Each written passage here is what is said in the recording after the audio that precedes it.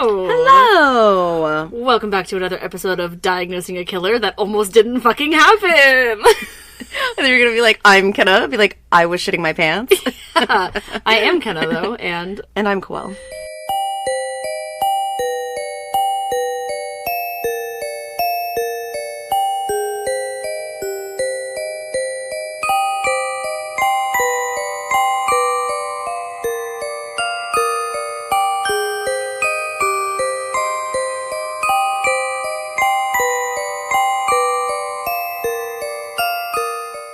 yeah, we just spent probably 5 minutes, well, I just spent 5 minutes searching through my computer to find my research on this case, and it was nowhere to be found. Literally couldn't find it. Literally couldn't find it, and I was like, I autosave as I go. There's no fucking way that I don't have it on here. Well, I found it in the trash. I threw him away. I was gonna say, tell him where you found it. I found it in the trash. In the trash. But that's the good news about not having an automatic trash taker-outer on my computer. Yeah. Is that it didn't delete itself. So thank God, because we would not have had an episode today. Right. I was gonna say, we could just look up whoever it was together and then just make it up as we go. The shittiest episode to date. Well, we weren't gonna, like, not do something, you know? Yeah. I mean, that's what was going through my head. We had to, like, do something. You know what we could have done? We could have, like, just gone in the archives and pulled out, like, research from, like, a case a long time ago and then just put this guy's name on top of it. Nobody probably would have noticed. Like, is it that common? That sounds an awfully lot like Samuel Little, what he did. Anyway, hi, everyone. Hi. That was very scary. That's never once happened. Yeah, that's kind of creepy. Yeah. Anyway, welcome back to another episode, and welcome if it's your first time. Yes. Super excited to be back here with you guys. Hell yeah. You saw The Little Mermaid today? I did. It was really good. I like that they made, I mean, spoilers, I guess, but not spoilers, because pretty much everybody's seen The Little Mermaid. But a lot of it was kind of frame for frame, which I really enjoyed. Yeah. Some really iconic moments, like her collection area, that very specific rock that she sits on, and the way that it's kind of illuminated under the hole that's at the top of the little cavern that she has. The Nigel Thornberry rock? No, not that one. The one that's where her collection area is, you know? Yeah. Just that part, and it was really, they did do the smashing. They did that. Yeah. That's what I think of every time I think of that scene. They did do that. But they kind of gave Eric his own character development, which I really enjoyed. And it made him, like, twice as hot because you really kind of tried to understand who this guy was. And I think he's my favorite prince of all time now. There you go. Yeah, it was awesome. It was very rewarding to see just the diversity in the cast and the way that they took this super seriously. Scuttle is actually a female representing voice in this one instead of... I think it was just because it was a lot of masculinity probably in the first one, where everyone was a guy other than Ariel, you know, and Ursula. Yeah. So it was cool to see that they introduced more female characters into it. But it didn't feel like it was super geared towards just women, you know, or girls. And a lot of the action scenes my son really loved. So with all the ships and the drama and the fire and the, you know, just, it was really, really awesome. And Melissa McCarthy. Yeah, Melissa McCarthy. She was really good as Ursula. Oh my Obsessed. God, Obsessed. Cool. Well, I had like a little bit of a manic episode before this episode. I wanted to re-pierce my industrial. Like, I had my industrial pierced a long time ago. I had to take it out when I used to work at the Argyle, and I haven't had it in since, and that was back in, like, 2021. But now that I'm working in a new field with a new group of employees, they don't care if you have piercings, and so I wanted it back. And I got a needle all the way through, or like a safety pin, like all the way through both holes. I got a regular earring all the way through both holes, but the industrial is like a gauge piercing, and I just like couldn't shove it, and it was very painful. Anyway, so I now have a regular earring. It's a little bit bigger than a regular earring in the bottom hole, just for it to like hold space. But I'm probably gonna get it tapered, like not tapered like a gauge, but I'll probably go to a shop and just have them. You know how they have like the spacer, like they can put like a little bit of Vaseline on it and then kind of push it through and like just make the jewelry go in. So what was your industrial pierced at? Do you know? Where was it pierced? No, what gauge was it pierced Oh, at? it's a 14. Okay. Yeah. I might have a 14 somewhere. I have my original piercing. I couldn't get it through. Okay, well, I also have 16s as well. So what I'm saying is a regular piercing is 18. Yes. Yeah, I have 16s because that's what That's these what are. I have in my ear right now. I just couldn't 16? get to a 14, yes. Because Give it a day I'm or two. a pussy. Yeah, no, that's what I'm thinking. If I can't get it through myself, I'll just go. Usually, if you go, I've done it before, if they do it and they don't have to re-pierce it, they won't charge you. Yeah. Especially like a nice piercer, and then I'll just buy like a piece of jewelry from them or something. With my gauges, when I first started gauging my ears, I would only gauge up if my gauge would fall out in the middle of the night because I knew it was loose enough. I would wake up and I'd be like, shit! But I knew it was loose enough to go up a size. Yeah. So Well, yeah, we're weird. We pierce ourselves. But that's true. When me and Cameron were piercing each other's septums, that was awful. oh yeah, I tried to put my septum back in too, but it's not that it's closed. I just couldn't find it because my nails are too long right now. So whatever. She always kept hers. Mine was the one that was rubbing up against my sinus cavity. Oh, Like yeah. right in the middle. And I sat there with that needle in my nose for like hours and it just was rubbing up against, it was too close. Yeah. Rubbing up against the cartilage right there. Oh, I it miss hurts my so bad. septum a lot, but oh well, the past is the past. Are you ready to learn about this guy? Yeah. Yeah. That didn't sound very confident. Before we get in, do you want to share our handles for the new people that are listening? Sure. You can visit diagnosingakiller.com. There we have links to resources and merch. Buy some merch, get some t-shirts, some hats, some pillows, some drawstring bags. We got magnets, stickers, a bunch of stuff. I might have already said stickers. Catch us on social media anywhere at Diagnosing a Killer other than Twitter, which is at Killer Diagnosis. And shoot us an email. Please shoot us an email, diagnosingakiller@gmail.com. We were just talking about the True Crime and Paranormal Podcast Festival that is coming up in August, in literally less than 2 months, and we are extremely excited. We were talking about the fact that we need to book our fucking hotel, because we haven't done that yet. So true. But we do want to thank our current Patreons, as well as suggest people sign up for new ones if you are interested in ad-free episodes and a bonus episode every month on the 29th. Yeah. This month, it's a little early. Do we want to maybe hint at who we're doing instead No. of telling? No. Not at all? Not at all. Cool. You won't know until the 22nd. Cool. Oh, and we also have a potential A.K.A. live in the works, and well, not even a potential, it's probably happening. Oh, yeah. And we're going to have a new guest for that. We'll probably release that maybe next week to say who it is. Before the 22nd, that one will release, and then really cool something or other happening on the 22nd, and then you get that bonus case on the Patreon on the 29th. It's essentially going to be a 3-episode week, so that's really exciting. That is really exciting. 2 episodes on the same day. And then guess what? I was thinking earlier, next month, because I have the Patreon bonus next month on the 29th, it's Casey's birthday, so I'm going to let him choose my case. Ooh! And I'm going to tell him it has to be really gory and graphic, because it's a Patreon only. Right. But I'm going to let him at least have a say in my case, because if he chooses someone we've already done, obviously I'm not going to do that. If you are new here, our Patreons, much like you probably gathered, Tier 2 and Tier 3 get an extra additional bonus episode, which is content warning free, ad free. It is just straight case. So none of that extra mumbo jumbo that we're doing right now. You don't get any of that. None of that. Just case. I know this is the part that y'all really love, is listening to us give you all of our handles in the beginning. All right. Are we ready? We're ready. I will be surprised if you know this guy.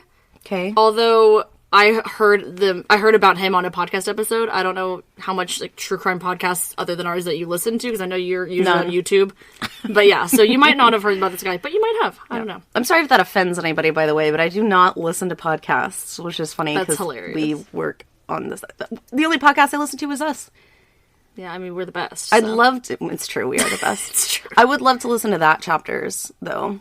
Mike Yeah. from that chapter. Oh, I love his stuff. But I'm totally a YouTube person because I like some visuals. Excuse me.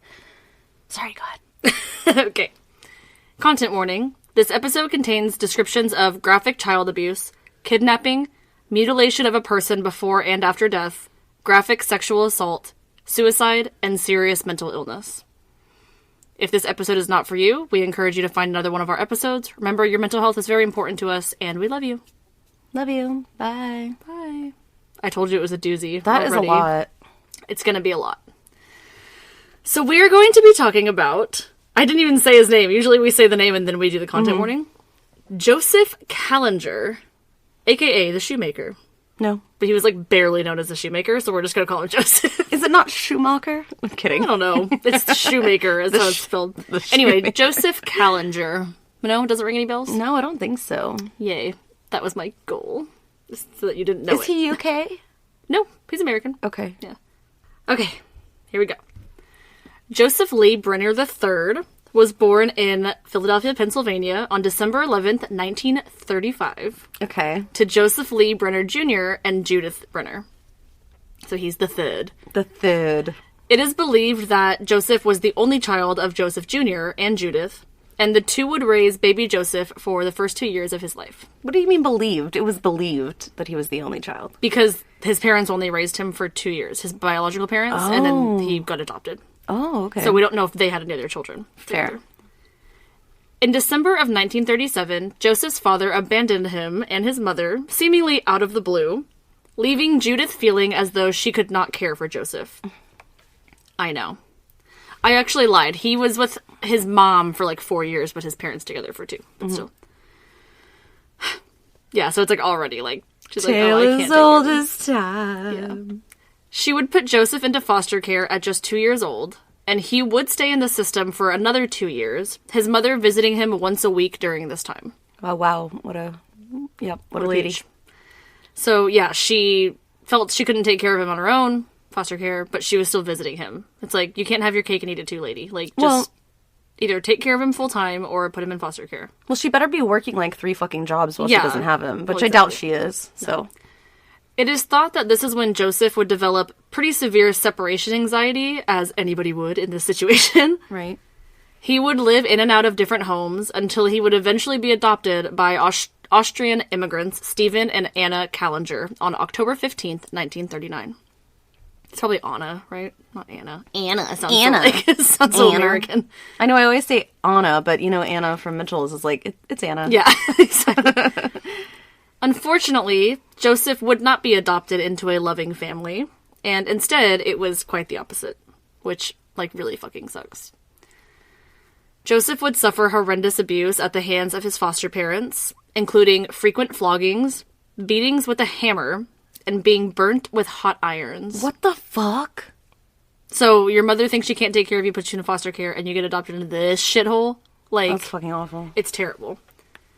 Sometime in 1941, Joseph would overhear another child say the word fuck, and he would, in turn, use this word at home. In response to this, his father would beat him with a leather strap, and his mother beat him with a wooden spoon.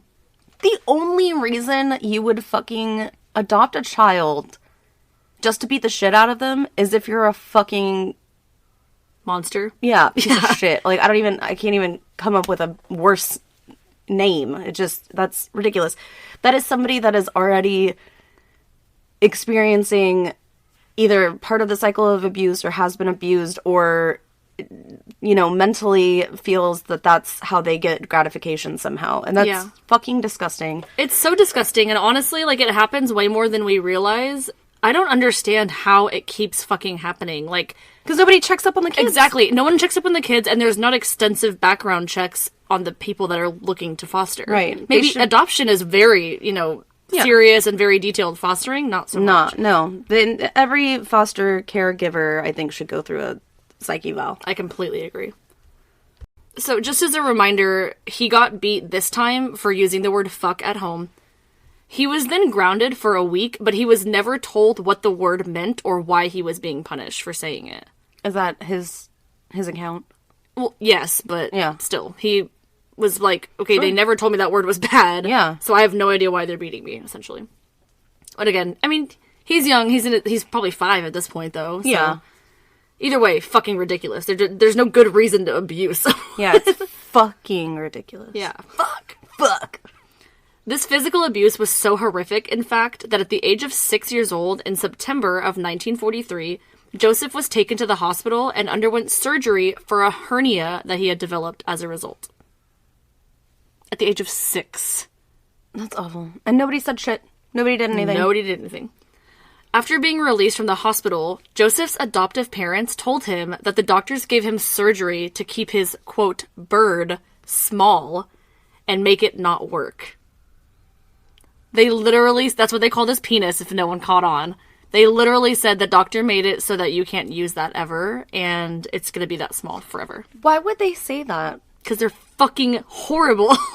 Tell me these people are dead, or, well, now they're probably dead, but tell me these people were fucking held accountable. Low-key, I wrote this research, like, probably a month ago, and so I'm, like, still, like, what the fuck? Like, every time I reread this, I'm like, Jesus. I needed some time to, like, digest before I presented it to the world. Although Joseph had to undergo surgery, the abuse would not stop when they returned home, and it seemingly got worse even once they got back home. Among the punishments endured back home were being whipped with belts, being locked inside closets, kneeling on jagged rocks, ow, engaging in self-injury, like they forced him to hurt himself, being starved, and even being forced to eat excrement. Why isn't this on the Patreon episode? This is brutal. I told you it's really bad. This is brutal. I almost did this for the Patreon episode, but it's bad. I know. Ugh. And that's why that content warning was so hefty. Yeah. In 1943, a 7-year-old Joseph stole a book of prayers from school, and when he got home, his parents would discover the book in his possession. They would punish him for this by making him kneel on sandpaper for an hour every night for however, who knows how long, I mean. Yeah, like, how do you come up with this shit? It's like, literally, it's like, who thinks of this shit? If I saw this in a movie, I'd be like, that's ridiculous. They're fucking demented. Yeah, it's disgusting. In early 1944, Joseph was hit on the head 4 times with a hammer by his mother because he had asked if he could go on a field trip to the zoo with his classmates. With a hammer? And he was 7? Yeah, around. Oh my God. When Joseph was just 8 years old, he was reportedly sexually assaulted at knife point by a group of neighborhood boys. Oh, Jesus. It's like, it just keeps getting more horrendous. Yeah. We're gonna keep going. On Joseph's 9th birthday, he did not receive any presents from his friends at school, and he got very upset about this. I mean, he's 9, of course. You're thinking of, what's his face? Popsicle. Popsicle? Well, not Popsicle, but Elliot Rodgers. Yeah, Elliot Rodgers, yeah. Died on your birthday. Joseph was frequently rebelling at school and decided to cut everyone's coats while they were hanging up as punishment for them not getting him gifts, which is like, Elliot awesome. Rodgers. Like, it's kind of awesome. Elliot Rodgers. I mean, at least he's not, like, physically harming anyone. But, you know, with what he's 9. Witnessing... Yeah, it's true. It's a little extreme for 9. Okay, but what he's seeing at home... Yeah. Like, no fucking wonder he's acting up at school. Yeah. You treat him like shit. Like, literal shit. It's true. He could have stabbed anybody with that knife, but instead chose to cut up coats. Yeah. In January of 1947, Joseph would begin stealing money from his parents and offering to take some school kids to the movies in an attempt to gain friendship. Aw. I know. His parents would shortly find out that Joseph was stealing the money from them, and they punished him by burning his fingertips on the stove. Ow, again. Like, again, where do you think of these things? I'm not trying to victim blame whatsoever, but did he think that he wasn't going to get in trouble if he was stealing money? I think that he thought, I'm gonna get abused either way, so I might as well just do whatever the fuck I want. Exactly. That makes total sense, actually. Which, my next line is, this would not stop Joseph from stealing money from his parents, however, and he decided that the pain of burning his fingers was worth having friends. Which is really fucking sad. That's like Carl Panzram or some shit, right? Panzram. Yeah. No, seriously, it's like, yeah, it fucking hurts when they burn my fingers, but at least I'll have friends, because I took them to the movies. It's really fucking sad. That's fucking nuts. It was at the age of 13 that Joseph really began experimenting with different feelings of his. He would carve out holes in his bedroom wall that he would use for masturbation, and he would look at photos of both men and women sexually during this time. How do you fuck drywall? Doesn't that hurt? I would think that would hurt. I don't know. I don't have a penis. True. Well, I've never fucked drywall. Email us. Just kidding. Please don't email us. Please don't email us. Jesus. Please okay, don't we take back what we said. No unsolicited pictures, please. Blech. It was during this time as well that Joseph began to realize that he was only able to achieve orgasm if there was a knife close by. And soon after, he would begin stabbing the photos to become aroused. So we can see where this is fucking going. Like, At 13? 13. But, like, I'm sorry, what the fuck do you expect this kid to do? Yeah. You know what I mean? Not you, but just anyone. Like, Yeah. he's had zero love his whole life. He's 13. He obviously is being taught that if you love someone, this is what you do to them. So what the fuck is he thinking? Is there anything wrong? That's so true. You know, kids that have grown up abused, whether it be verbally or physically, whatever, they come to a point to where they think that's what you do when you love someone. Yeah. Yeah, I totally see that. In July of 1949, Joseph somehow is able to convince his parents to send him to camp for 2 weeks. Somehow. While he was there, he was able to steal a scope off of a rifle and keep it as a souvenir. Great. Why the fuck was he that close to a rifle at camp? He's hanging out. Seriously. Well, it was the 1940s or 1950s or something. And World War II was already going on or had happened already. So I don't think it's that uncommon for like 14, 15-year-olds to be walking around with rifles at camp, you know? But no, I think it was like maybe like a security thing at camp and he like got a hold of it somehow. Like it wasn't supposed to be with the kids. Yeah, but they taught kids how to shoot guns at a very true. young age then, is what I'm saying. True. So, after he stole this scope off of the rifle, 10 days later, he's now returning home from camp. This is when Joseph can remember hearing voices in his head for the very first time. Mm-hmm. We hear that a lot. He claims that the voices were telling him to cut someone, and he decided to act on this persuasion as he boarded a bus with a knife. He's like, what, 14, 15? Yeah. Once on the bus, Joseph spotted another young boy and decided to follow him after the boy had gotten off the bus. He caught up to the young boy and somehow was able to lure him into the woods, like near a stream. Mm-hmm. I don't know if he was like, hey, come see this cool thing or whatever. Come see the stream. Yeah. Once they reached the stream, Joseph held the knife at the boy and demanded him to take off his pants. The boy complied, but instead of harming him, Joseph took off running as soon as the boy complied and never physically harmed him. I guess he got nervous or, like, in over his head or something. Or maybe, or maybe, well, you already said that he wanted to harm someone. Yeah. But, yeah, maybe he did get scared, or maybe that was enough. He felt like enough in control. Satisfied. Yeah. That's actually interesting that you say that because we kind of talk about escalation a lot and how things start off, like, kind of minuscule and then they tend to escalate and get worse and worse every time. Mm-hmm. So after this, Joseph wasn't very satisfied with his performance, and he would actually do this same thing 3 more times, but changing it like a little bit each time. Like over the course of a few days or like a week? Do you know? I don't really know. It was within, probably a few weeks. Like, not a long period of time. Yeah. The last time that Joseph would do this, he would actually reenact what happened to him a few years prior when he was sexually assaulted by, remember I told you that group of boys? So what did happen to Joseph, according to him, was these boys held him at knife point and one of them bit his penis, essentially. So at this time, Joseph is now doing this to another young boy. He's holding the boy at knife point and biting his genitals, which is very strange. That is very strange. Definitely sexual abuse, but it's strange to me. Those boys that did that to him, whether or not that's true, because again, it was alleged. If they did that, then they clearly saw that somewhere else. Right. And if that didn't happen, then who's to say that Joseph's parents weren't doing that to him, That's or true. having someone else do it to him. Right. So although he was experimenting with these very inappropriate acts, Joseph was also super interested in other things, such as the theater.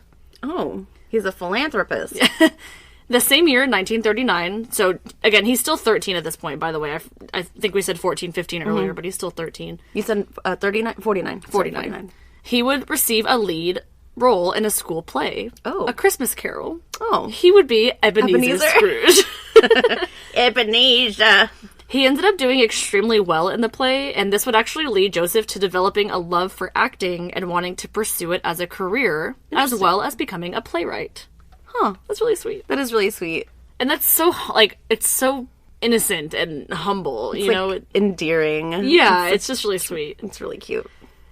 When he expressed his feelings about acting to his parents, however, they didn't encourage him like parents should do. Yeah. But instead, they laughed in his face and told him that it was ridiculous that he liked acting so much. That's sad. That's fucking sad. the fact that he has an actual passion for something other than stabbing people and biting genitals. They're like, that's ridiculous. That's ridiculous. You'll never make it. Seriously, I guarantee you they fucking said Never that. gonna make it. Dickheads. What is it? Walk Hard? Oh, I haven't seen that movie in a long time. Oh, really? Oh, Yeah. when Kristen Wiig was saying, "You're never gonna make it," like on the phone. No. She just doesn't want him to make it successfully as a musician because she's alone all the time raising all these children, right? I fucking love her so much. Me too. When Joseph was 15, he met a girl by the name of Hilda Bergman while hanging out at a theater his parents finally allowed him to visit once a week. A what? A theater. Okay, thank you. Oh, I didn't hear you. What was that? A theater. His parents absolutely despised the idea of Joseph hanging out with girls, and especially having a girlfriend, Why? because they wanted to control his life. That's awful. They told him that he was not to hang out with Hilda anymore. Joseph did not listen to his parents, however, and he would continue to hang out with Hilda behind their backs. Good. Good for him. In September of 1951, at the age of 15, Joseph would lose his virginity to Hilda, and the two would continue dating, sex becoming a very big part of their relationship. Yeah.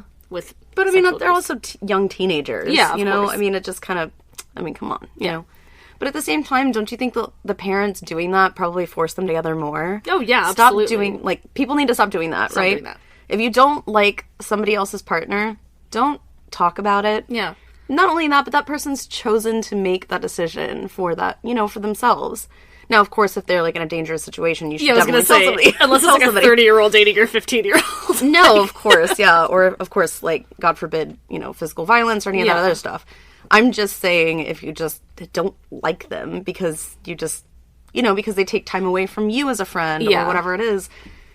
That's the best way to push somebody together. Well, and that's the thing. They don't fucking care about his well-being. They want to control everything he does. If he has a girlfriend, then he might tell her things that they've done to him. Or he might not be home as often for them to abuse him or whatever, That's what I'm thinking is that they're probably just, they don't want him to have her fill his head, quote unquote, with a bunch of independence. Yeah, exactly. So this same year, again, he's 15, Joseph would experience what he described as being his mission. Uh-oh. He stated that around this time, God had told him that his mission was to save and heal people through their feet. Like Jesus? I don't know. Due to this, quote, epiphany, Joseph would conduct over 40,000 experiments with people's feet over the course of the next 11 years. Was he just not into feet? He had to have just been into feet. He's Tarantino. He's Tarantino. Yeah, so he thought that he could, heal people through, foot Fetishes. vibes or something. I don't know. Fetishes. Still 15, Joseph would move into his own place away from his parents. I don't know how the fuck he was able to. Thank God he was able to get away from them. He probably didn't take anything with him. He probably just left just a bag. Although he wasn't living at home, he would, however, continue to work at his father's shoe shop, seemingly where he was able to begin conducting his experiments. Shoemaker. The Shoemaker. Shoemaker. It was at this time as well that Joseph really started hanging out with peers and developing, close friends. That's good. He was still dating Hilda, and the two would frequently hang out with friends and play poker. That's cute. Same. Relatable. Around this time as well is when Joseph begins heavily drinking. 15. Again, not super abnormal. Yeah. But heavily drinking is, kind of dangerous for... I don't know. Well, yeah, of course it's dangerous. I'm not going to for a say I 15-year-old, didn't do it. No, well, I didn't. I was probably smoking weed by then, but... Same. With you. Do not. Don't put that out there. How dare you? Do you want me to delete that? No, it's fine. We're sisters. Yeah, I don't do it anymore. Sisterly bonding. So this would continue for the next year and a half or so. Again, the heavy drinking and hanging out with friends and poker. And at age 17, Joseph would drop out of school in order to work full-time at the shoe shop. Which is really lame because, he's probably so close to graduating. Yeah, I was going to say, because he's, 18? 17. 17. Yeah, just stick it out. It's fine. The same year, Joseph and Hilda would quickly get married. And the two, well, not quickly because they've been together for a few years, but they would have 2 children together over the next 3 years. Okay. So very young parents. Okay. One of these children's names was Michael Kallinger. Hilda would leave Joseph in September of 1956, citing domestic abuse as the reason, which is really a bummer. But again, the cycle of abuse, we always talk about that. Right.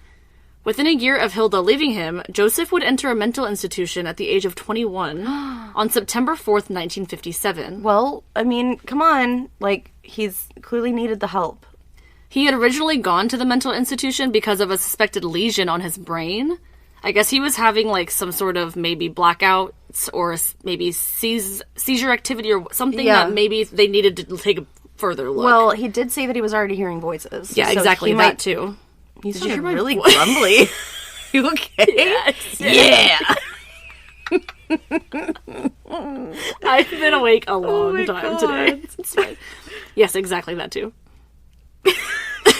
It's probably gonna keep happening. Do you want some water? Nah, it's aight. Nah. It's aight. That ain't me. Anyway, so he thought that he might have had a lesion on his brain, whether he thought that or maybe he had gotten some sort of outside influence to tell him that. Yeah. But after tests were completed, they revealed only a, quote, psychopathological nervous disorder. Just a psychopathological nervous disorder. That's a long-ass word. So this is a super 1950s way of saying, like, any generalized mental disorder, like anxiety, depression, OCD, etc., things like that. They didn't really have a term for all those different things, so they just said, psychopathological nervous disorder. You'll be fine. Yeah. Just take some rest. Take a nap.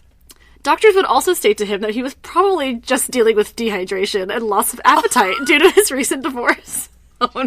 Just need to drink some water. Just drink some water. Well, you've really been going through it, so it's probably just that. And you're probably just dehydrated. The voices are just your conscience. That's it. You just need to drink some water. You'll be fine. That's normal. It's not funny, though. It's really actually it's not. shitty. Really, we are fortunate to be growing up in a world right now that knows so much about the human brain. Yeah, absolutely. We don't have to do that. Just hydrate. Sleep on it. Just go ahead. Just take a bottle of water and call me in the morning. No, yeah, of course. So Joseph would, of course, not receive any ongoing mental health treatment from this point forward, and he would be sent on his way. Joseph would quickly remarry after leaving the mental institution on April 20th, 1958. He married the nurse. The woman that he married was named Elizabeth Baumgard, and they would have 5 children together. Okay. So he has 7 total. Okay. Unfortunately, the cycle of abuse would not end with Joseph, but it would get progressively worse. It later came out that Joseph kept a torture chamber of sorts in their home basement in order to punish the children whenever he felt an itch in his hand that just told them that they misbehaved. Told him they misbehaved. He's like, my hand's itchy, you probably fucked up somewhere, so... That's crazy. Basement. Yeah. This would frequently happen, quote, after midnight, and, quote, only one of us would be taken down at a time, according to one of his children. Only happen after midnight, because that's when Dad was drunk. Exactly. Fuck. This basement allegedly was equipped with a kerosene lamp, quote, rope to tie us up with, and shoe soles, a rubber hose, and a cat o' nine tails. So... Why do you need that for discipline? I don't understand it's terrible. that. I mean, I don't even believe in spanking. I really don't. People can disagree with me until the cows come home, but that's just me personally. I don't believe in that. Some parents still do it. To me, it's just awful. Why would you need utensils? Of course, but that's what he's been shown his whole life, is my parents did this to me. It's the same mindset, not trying to point fingers, but a lot of the older generation has that mindset of, I dealt with it, I was able to get through with it, not abuse necessarily, but whatever they had to deal with as a child, you can deal with it because I dealt with it and I'm just fine. Yeah. But we always say, do what you can do until you know better, and then do better. And then do better. Once you know better, then do better. Don't just keep doing it. Right. So for those people that don't know, because I have heard the term cat of nine tails, I had to like look it up again just to make sure. It's like a flogger. It has like 9 strips at the end with of leather. Like, of leather, and you like use it kind of like a whip. Right. Mm-hmm. Trusted Health Products makes a variety of incredible products that you can feel good about. Their oral care, skincare, and nutritional products focus on quality first. Trusted Health Products are GMO and additive free and are 100% pure ingredients that feed and nourish your body to help you look and feel your best. Click the link in the show notes and receive 10% off your first purchase. Trusted Health Products. Products that you can feel good about. So, this abuse was... Did you hear that swallow? This abuse was severe, and not that, again, he didn't have to go through it himself as a child, but it was hoped that the cycle would end with Joseph. But it did not, and he would often threaten to kill one or more of his children and would frequently beat them with various objects. Like you said, why do you need utensils? Why do you need to tell your kids you're going to kill them? Yeah. This is really sad. The kids would frequently make the choice to go to bed around 7 or 8 because they knew that they would more than likely be woken up after midnight. So they would go to bed early in order to, like, get enough sleep. That's adaptation. That's really fucked up. Yeah. That your kids have to make that type of a decision. Yeah. I know. Although the children would later testify about the horrific childhood, they all seemed to collectively agree that Joseph was extremely mentally ill. So they knew. I mean, it's kind of like Albert Fish, too. That kind of reminds me of Albert Fish. That the kids were just like, well, that's daddy. Yeah, you know? Exactly. So this horrific abuse would go on for nearly 10 years, Joseph being in and out of mental institutions the whole time for amnesia and arson. Two completely different things. Well, there's the fire setting, right? And then did they talk about... Was there animals on here yet? Not that we know of, okay. But I'm probably sure. So. Yeah. And he's in his 20s at this point. Right. So. Yeah. In 1958, at the age of just 22, Joseph would set fire to his home in order to collect insurance money. What? Yeah. Okay. But it seems as though the McDonald triad, if you will, is coming on way later in his situation. He's extremely mentally ill. He probably has the mental capacity of somebody much younger because of the abuse he endured. Yeah. So he's probably setting fires at 22 when another person might be setting fires at like 9 or 10, you know? Right. Do you think that he also had very specific coping techniques, like with the stabbing of the photos and all that, like that kept these symptoms at bay? Yeah, maybe, longer? But he was also looking to collect insurance money, like, for the most of the fires. Yeah. In fact, after this one, he was able to collect $1,600 from the fire. Didn't get caught or anything like that. Yeah. You got the conversion on that? I actually don't. Let me look it up. So it says about 20 grand, maybe a little bit more. That's not a lot, though, for a whole house. Yeah, I don't know if it was the whole house. I don't think it, like, burned to the ground. I think it was just maybe, like, damaged. Burned to the ground. What is it in The Emperor's New Groove? She's like, tell us what the talking llama is, and we'll burn your house to the ground. What do you mean, and? She's like, okay, tell us what the talking llama is. Oh, we'll burn your house to the ground. In July of 1959, a 23-year-old Joseph would be admitted back to the psychiatric hospital after a suicide attempt. In this attempt, he had swallowed staples and paper clips. Like, horrific. Like, that's painful. What the fuck? Yeah. I don't even know where if do you that get these ideas? Yeah, I don't even know if that would necessarily end someone's life either. That just sounds really fucking painful. It does sound painful. I think maybe the thought behind it is, like, piercing maybe, like, an internal organ. Yeah. Maybe? I'm not sure. This would be unsuccessful, and after he was physically healthy again, Joseph would be released yet again without ongoing care once more. After he swallowed metal. Mm-hmm. Yep. In August of 1965, at 29 years old, Joseph would set fire to his home once again. Nothing would come of it. No insurance money, no suspicion. He just set it on fire. Not the whole thing, again. October 1967, at 31 years old, Joseph would set yet another fire at home. Again, nothing coming of it. Are his children living in the home too? Yes. What the fuck? A few years later, on January 23rd, 1972, at the age of 36, Joseph's oldest daughter would run away from home. Can't fucking blame her. Yeah. Sorry. At this point, just to remind everyone, he's still married and terrorizing his family, so his daughter, a preteen at this point, would take it upon herself to leave the house. Mm-hmm. When Joseph found out about this, he brought his daughter back home and burned her on her thigh with a searing hot iron as punishment. For not wanting to be abused? Yeah, exactly. She left because fucking backwards. Didn't want to be abused, and... Yeah. After this incident, 3 of his children would go to police and report their father for the long years of abuse they had endured at his hands. Joseph would be arrested on January 30th, just a week after he burned his daughter. When questioned by the police, both Joseph and his wife stated that the children had run away and they both denied any abuse had taken place. But what about the burn? Yeah, exactly. I mean, there's proof right there. She burned herself for attention. While in jail awaiting trial, Joseph was given an IQ test, which he scored an 82 on. Okay. Just to put it into perspective, if anyone hasn't heard us say this before, the average is about 100 to 110. Mm-hmm. He would be evaluated by psychiatrists during this time as well, and diagnosed with paranoid schizophrenia. Okay. So they're gonna do something about this, right? Because now he has a diagnosis? The state psychiatrist recommended that he be supervised with his family, and he was released. They literally told his family, just supervise him. Just supervise him. And he'll be all Gucci. No meds. They're not doctors. Your fucking family's not psychiatrists. And the whole reason this is happening is because he's abusing the family. Exactly. Oh the children would later recant their allegations, by the way. So who knows what the fuck he did to them to get them to do that. Yeah. God, it's awful. He would be ultimately found guilty of child abuse, however, and sentenced to 4 years probation with mandatory psychiatric treatment throughout. Okay. 2 years later, although he was sentenced to mandatory psych treatment, it clearly was not being taken care of because Joseph's delusions were beginning to grow.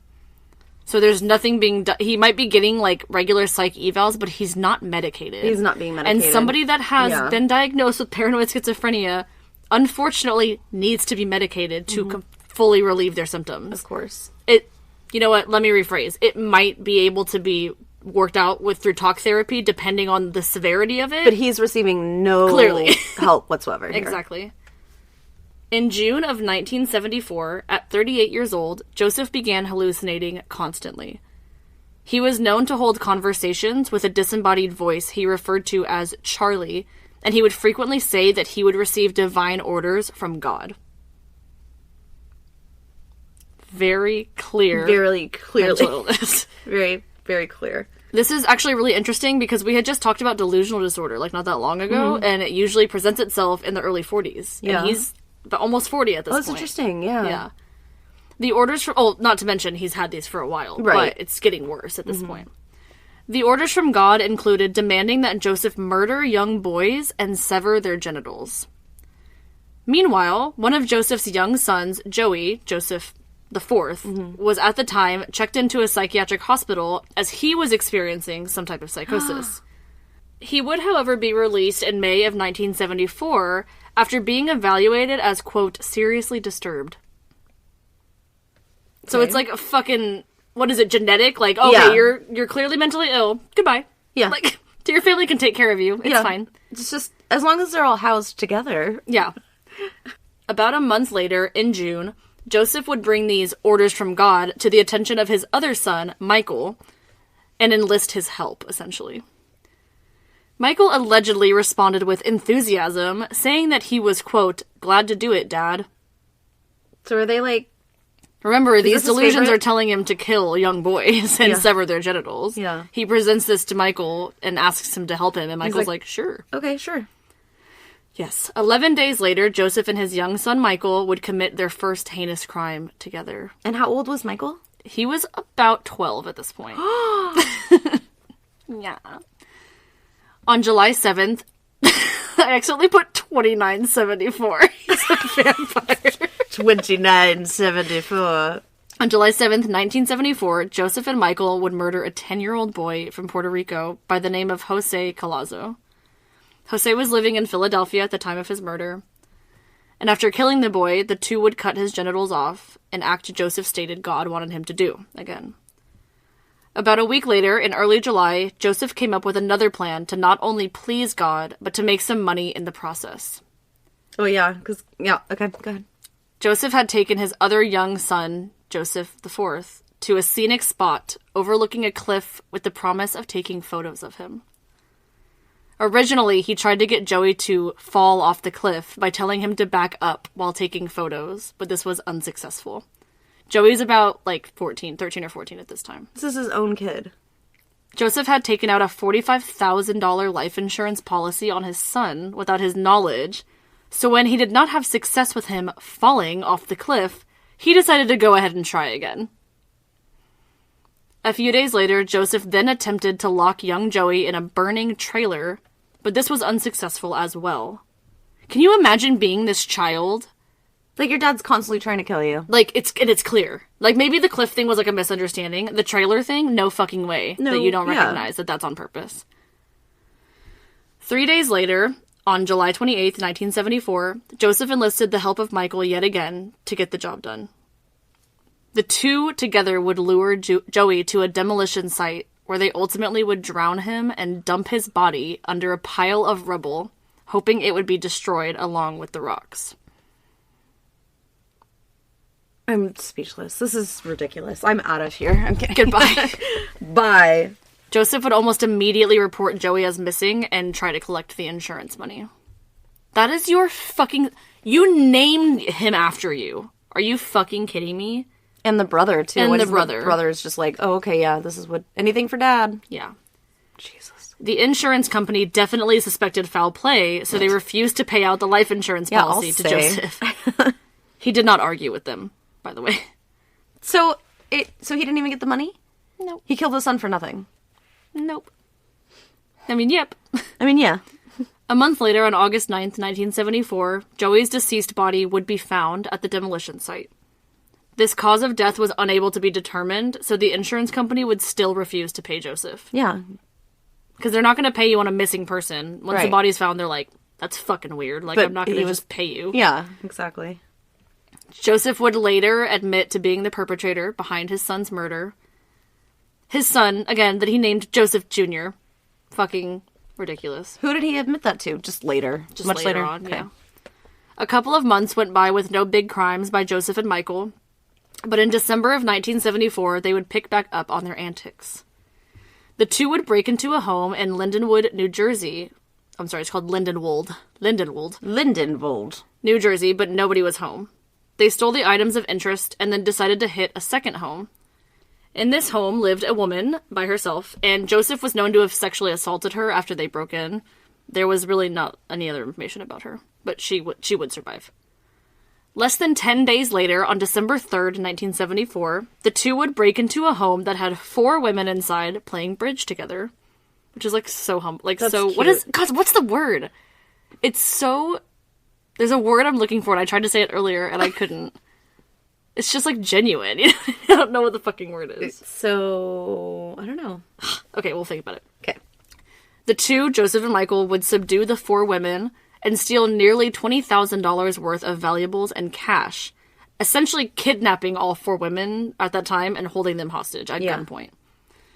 After getting the things they wanted, the two would move along to another home, leaving the 4 women unharmed, and another person to victimize. This woman is Pamela J., who lived in Homestead, Maryland. So they're, like, hopping states and stuff. She was alone when the 2 men went to her door and knocked, pretending to be salesmen. And be like, bitch, he's 13. Yeah. Like, excuse Selling me. what?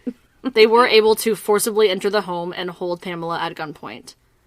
While being held hostage, Pamela was forced to perform sexual acts on Joseph. Ugh, I know. Are you ready for the doozy? Sure. A little over a month later, on January 8th, 1975, Dee Dee Romaine was at her mother's house caring for her grandmother, who was very ill, and her son Robert had come along as well. Dee Dee noticed a man and boy approaching the home around early afternoon, and the two rang the doorbell. Dee Dee would answer the door, and the man in question, Joseph Kallinger, told her that he was a salesman named John Hancock. Okay. Like, fucking shut up. How original. Joseph then asked Dee Dee if anybody else was home, giving her an uneasy feeling right off the bat. She told the two that they needed to leave, but just as soon as she did this, Joseph would pull a gun on her, and he and Michael would force their way into the home. So just as a reminder, there's 3 people in the home, the grandmother, the granddaughter, and her son. Mm. The noise from the struggle alerted Dee Dee's young son, Robert, who came into the room to see his mother and Joseph struggling. In response to this, Robert began screaming, of course. He's young. Well, anybody would be fucking screaming. Yeah, if you're young or old. I'm 30 years old. Yeah. I don't scream. Just lose that ability at some age.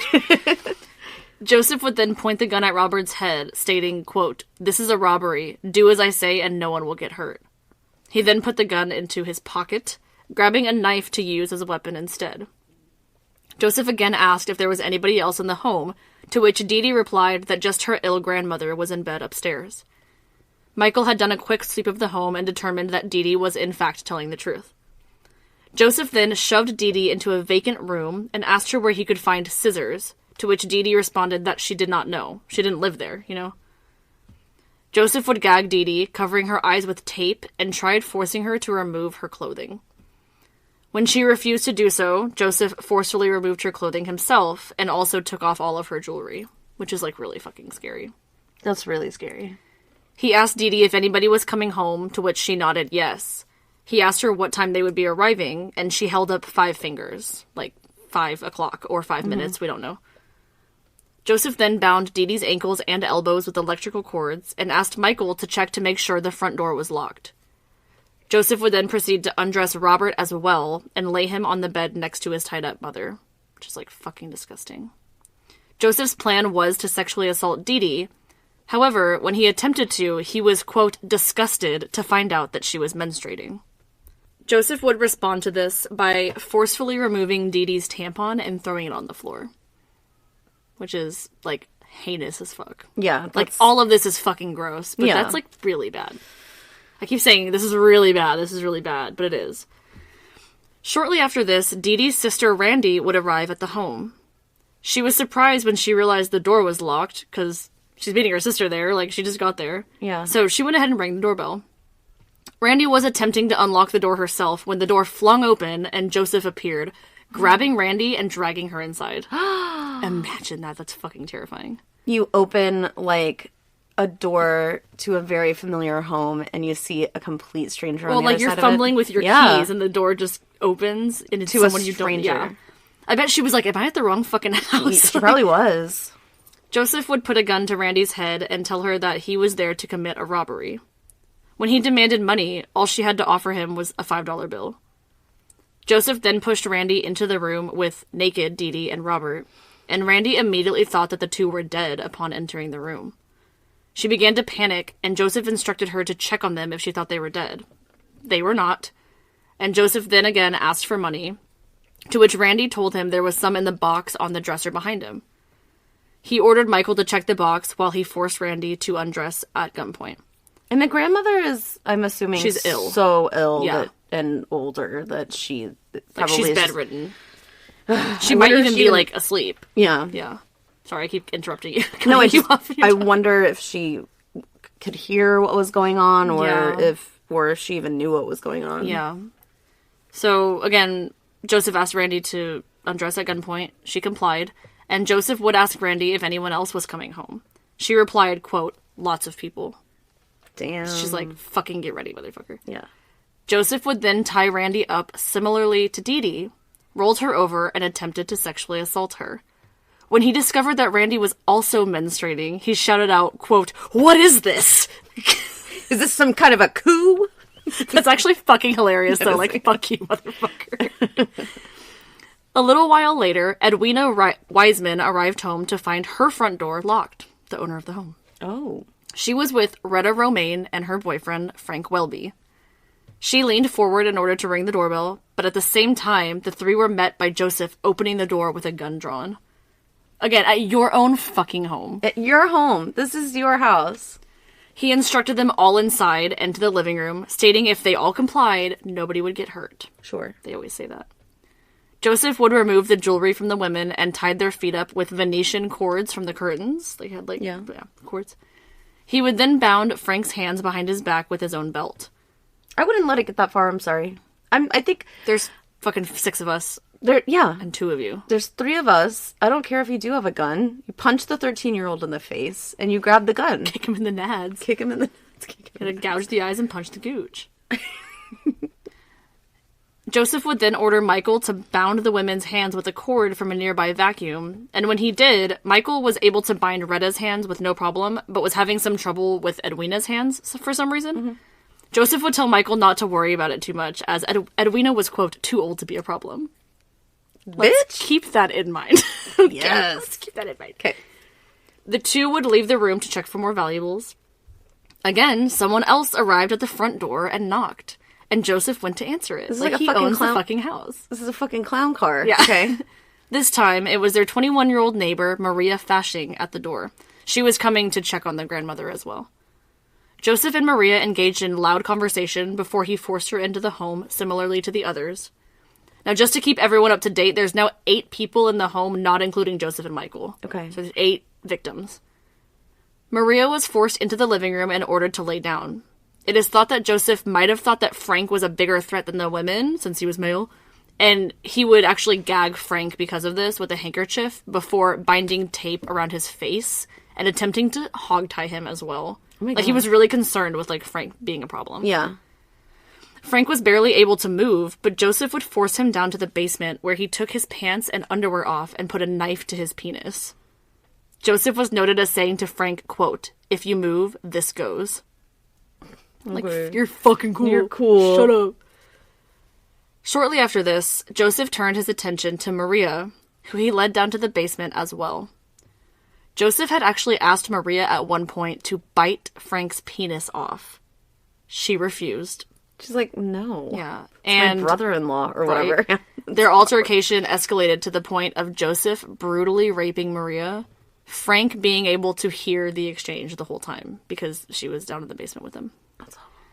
In response to Maria refusing to comply, Joseph would begin stabbing her multiple times and would ultimately slit her throat from ear to ear, killing her. Oh my God. Again, this poor Frank is just blindfolded and gagged while this is happening. Like I said, I just wouldn't be... I don't think I could let it get that far. Yeah. I would rather probably try to grab the gun or grab him or tackle him or something.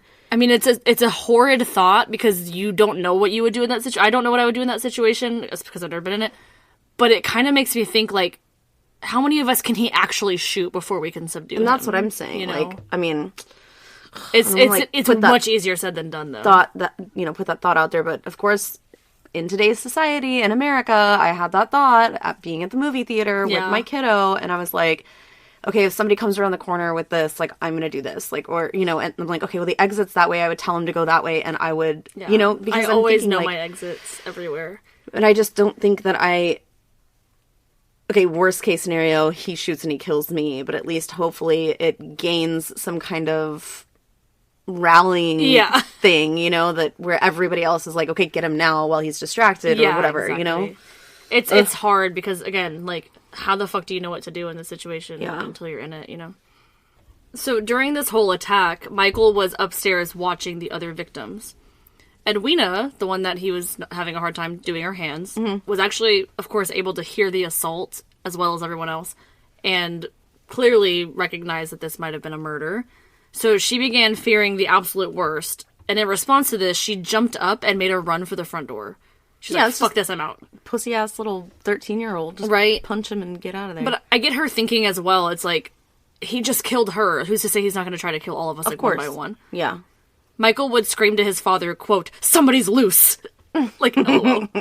To which Joseph and Michael both fled the scene. They just left. Yeah. Wow. So she pretty much saved everybody else's life, honestly. Yeah. Edwina was able to alert the neighbors who phoned police, and they would arrive to find the 7 hostages and Maria's body, unfortunately, in the basement. That's really sad. The 2 would board a public bus in order to escape, and they would dump their weapons and a bloody shirt along the way to get rid of evidence. Dummies.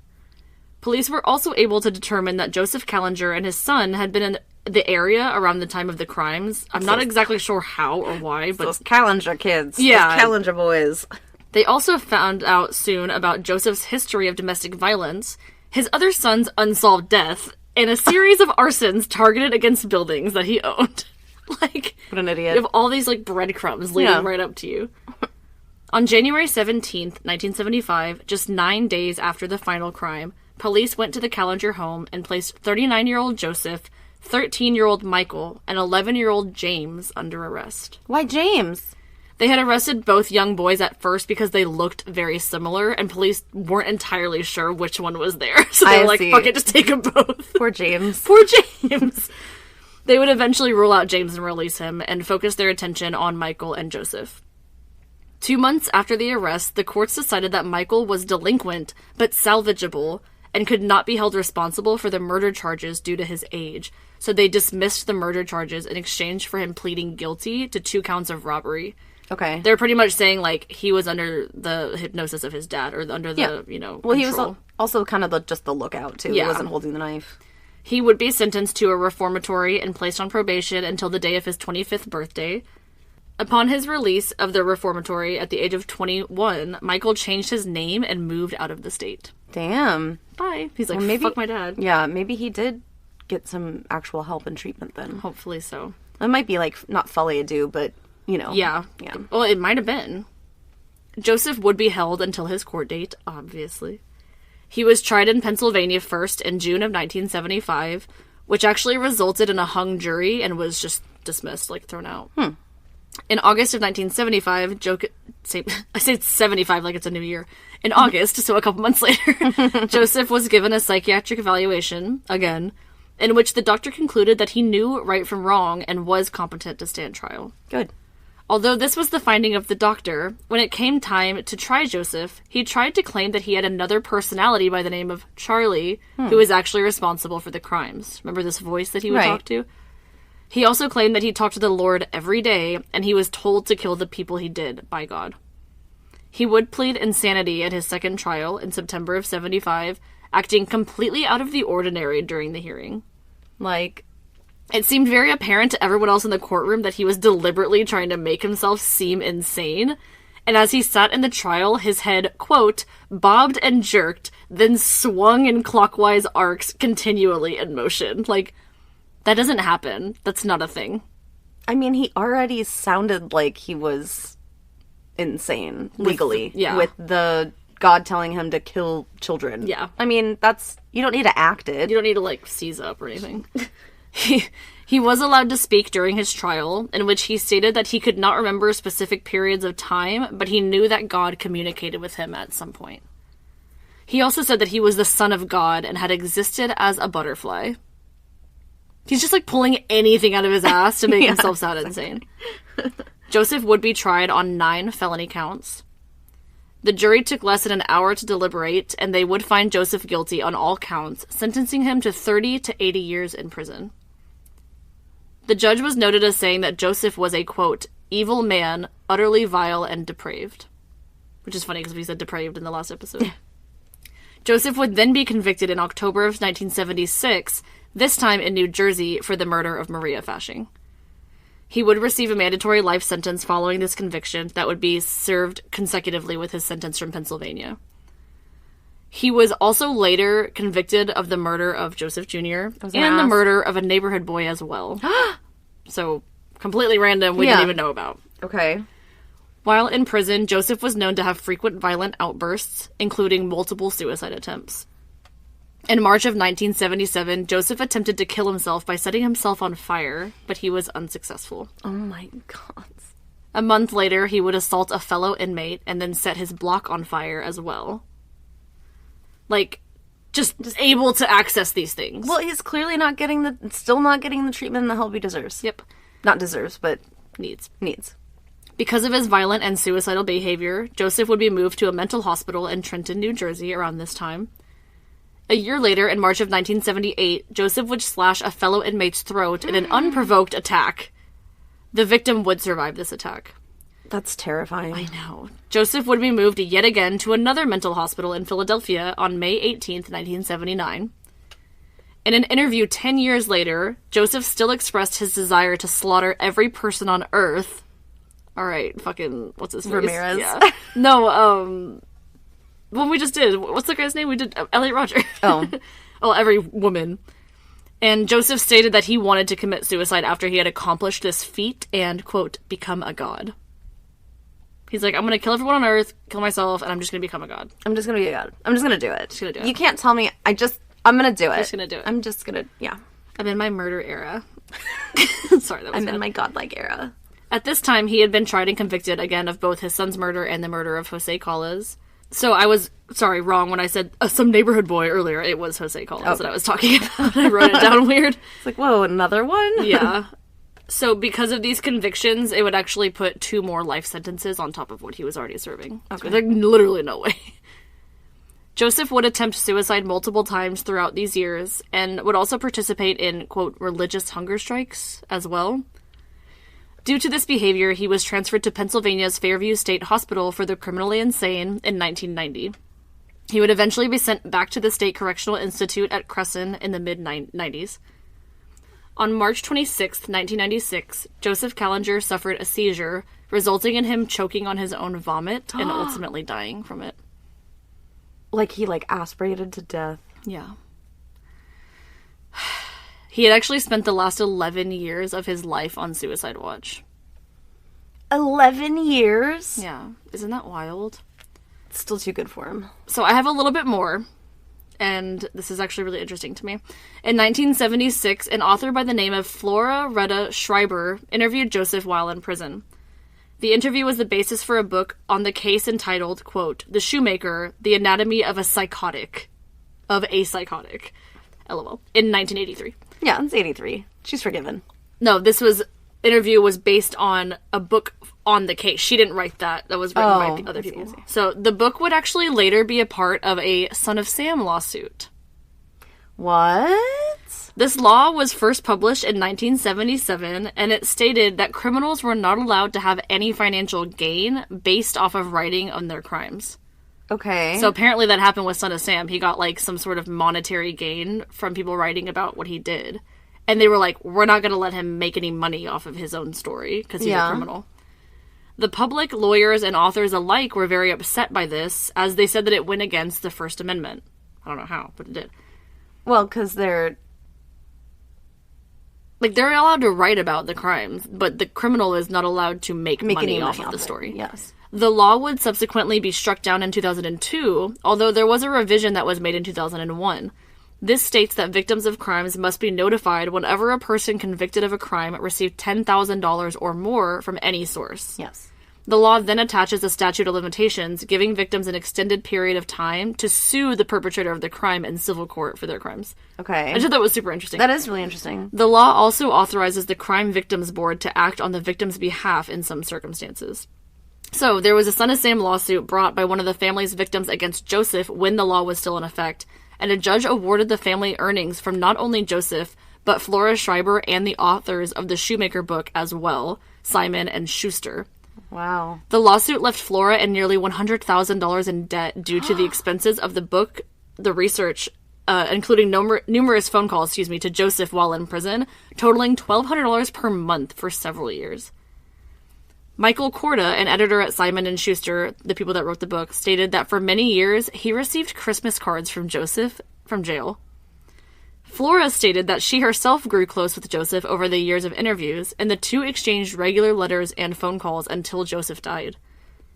So I just thought that was super interesting that, he kind of fell into that Son of Sam lawsuit, and then it got, abolished before, now, obviously. But the law was written because Berkowitz had profited? Yeah, I didn't read, too much into it, but I'm assuming it has something to do with, obviously, Berkowitz gaining some sort of money from writings about his crimes, because they named it after him. Sorry. Well, remember that his lawyers were profiting off of a lot of his stuff, and I wonder if it's not that. That's probably what it is. It does seem a little non-David Berkowitz-like to be profiting off of victims, because he was very quickly that fog and that, had faded from his brain, honestly. Yeah, for sure. And honestly, for brevity's sake, I didn't put all of that in there. You can definitely look it up, Son of Sam lawsuit, if you want more details on that, but that's all I put in there. So, fast forwarding a little bit more, in February of 2021, the home where Joseph and Michael would commit their last crime was sold. The home had had at least 7 different owners since the crime had taken place. Since New Jersey state does not consider any death in the home to be a material fact, it was not required to be disclosed that the murder happened there. The 4-bedroom, 3.5 bath sold for $587,500 after being on the market for nearly a year. So that's a little tidbit of info that I thought interesting. Yeah. And just to get a little bit more in depth with Joseph's mental health, some psychiatrists truly believe that Joseph was not faking his mental illness while in court, contrary to what a lot of people tend to believe. Dr. Nathan Roth stated in 1984, quote, "Even when doing the most outrageous acts, he believed he was doing it because of divine guidance. He's not faking." Like Chapman? Yeah. He had testified as well that Joseph had, quote, "a steadily evolving mental disorder from an early age," which we all know to be true. He also commented that Joseph took medication to combat psychosis and also suffered from schizophrenia, which I don't know if that's true, but he testified. Or he commented, excuse me. In other testimony, Ralph David, a clinical psychologist who examined Joseph at a state hospital for a total of over 1,000 hours, agreed with Roth's diagnosis of Joseph's mental state. He stated, quote, "I saw him almost daily," adding that Joseph has a, quote, "schizophrenia of long duration, probably beginning in early childhood or adolescence," end quote. David also testified that around the time of Joseph Jr.'s death, Joseph IV, excuse me, Joseph said that he had begun to hear the voice of God telling him to, quote, "get rid of Joey." He added, quote, "if he couldn't distinguish reality, he couldn't distinguish between right or wrong," which is kind of a good point. Yeah. I wanted to add this at the end, of course, so that we could discuss his mental health, but clearly these testimonies, didn't sway the jury or the judge because we know what he got convicted of, but that actually happened in court. I just wanted to say it at the end. Just pepper it in. But yeah, that is the story. That is a doozy. It is a fucking doozy. I don't think I've heard a roller coaster like that since Chase, maybe. Well, not Trenton Chase. Who am I thinking of? UK guy. Trenton Chase. Richard Trenton Chase. Richard Chase, yeah. Right, yeah, Chase, yeah. His was very up and down, thinking that the dog was a dead dog or all that. I mean, hallucinations like that, but he also crept into that poor man's home and, murdered him. And just thinking of the type of mental struggle that must be. Yeah. And not being able to differentiate reality and hallucination. Yeah, it's really shitty. That sounds like such a crass way of putting it. It's really shitty. Because, it's way more in depth than that. Yeah. But there was literally, no helping him, after a certain point. That sounds kind of bad. But he never felt love, ever. He only ever felt abandonment and physical pain and sexual abuse and emotional abuse and neglect. That... no fucking wonder he did what he did. Yeah. And honest to God, it could have been a hell of a lot worse. It really could have. I'm not trying to diminish what he did, because he definitely had, at least 3 murder victims, a lot of assault victims. Yeah. Edwina's a hero. Yeah, absolutely. She's the hero of the story. Yeah. God, it's just shitty. I hope that Michael's doing okay, honestly. And James. And his other kids. Yeah, and his other kids. But I can't even imagine. God, it's awful. It's just a horrible story. And again, I listened to an episode on him from another podcast, and all I really remembered about the story was that him and his son committed crimes together, and his son's a piece of shit, and blah, blah, blah. Not to talk negatively about another podcast, but that's why I wanted to do the deep dive, because I'm there has to be a reason for all of this. Right. It's not just, him and his son are murderers, or they murdered someone together. They're pieces of shit. No, there is, as we saw, a lot more that went into that story. Yeah. And I do hope that, because we talk about the fact that mental disorders can be hereditary and stuff, and I hope that they were successful in taking care of themselves mentally and getting the help that they probably need, or needed, because Joseph was he was an abusive person to them. So yeah, I really would like to think that the abuse cycle stopped with the kiddos. Of course. And I hope that it did. Yeah. But yeah, that's my case. What a case. I know. We have a lot coming up. I have my mental breaky on Monday. Mm-hmm. And then I think obviously you have a case. Yeah. And then I think next week already we're going to be doing the A.K.A. live, right? We're going to be recording it. Yeah.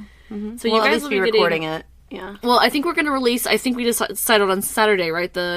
Maybe the 17th? The 17th? I think we said maybe the 17th. Yeah. It looks like we're going to have 3 cases for the next 2 weeks. 2 weeks almost. Yeah, 3 cases a week to next week, and then a 2-case week, and then another 3-case week. So there's going to be a lot of content coming y'all's way. A lot of content, yeah. But thank you guys for listening and sticking with us. If you'd like to donate to the Patreon, please feel free to join us at patreon.com/diagnosingakiller. Again, you do get access to, if you skip the stuff at the beginning, you get access to an additional episode ad-free, all the gore, all the content. Yeah. And yeah. Pick up some merch. Yes, absolutely get some merch. I'm getting paid tomorrow and I'm dead ass gonna buy a couple shirts. I know, I want stickers. So I want that pillow. That pillow. The pillow. Okay, well we will see you guys later. All right, love you. Bye. Your mental health is super important to us. So we are thrilled to announce that we are sponsored by BetterHelp to support you. BetterHelp is the world's largest therapy service, and it's 100% online. With BetterHelp, you can access a network of over 30,000 licensed therapists with a wide range of specialties and be linked with the perfect match for you. Whether it's via text, chat, or video call, you can talk to your therapist when it's convenient for you. When it comes to your mental health, BetterHelp is a convenient and affordable option for therapy. Get 10% off of your first month at betterhelp.com/DAKPOD. That's BetterHelp/DAKPOD for 10% off your first month.